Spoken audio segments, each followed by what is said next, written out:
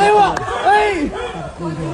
عاشت مدينة آسفي وتحديدا حي أشبار العريق ساعات من الحبس والترقب إثر واقعة أثارت استنفارا أمنيا كبيرا. بدأت الحكاية عندما تفاجأ الساكن بشخص يحمل سلاحا أبيض من الحجم الكبير يتجول به في الأزقة مهددا سلامة المرأة، ما خلق حالة من الهلع الشديد لا سيما في صفوف الأطفال والنساء الذين صدموا بهول المشهد.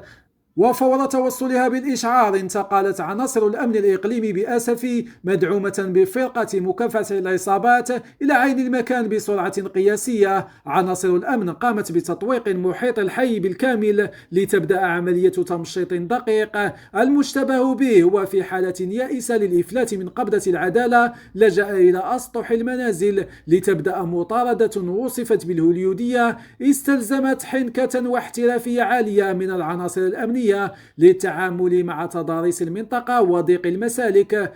رغم خطورة الوضع وحساسيته استطاعت فرقة مكافحة العصابات محاصرة المعني بالأمر وشل حركته بطريقة مهنية حالت دون وقوع أي إصابات في صفوف المواطنين أو القوة المتدخلة. ولم يتوقف الأمر عند هذا الحد، بل أسفرت العملية أيضا عن توقيف شقيق المشتبه به للاشتباه في تورطه في تقديم المساعدة أو المشاركة في هذه الأفعال الإجرامية التي روعت الساكنة.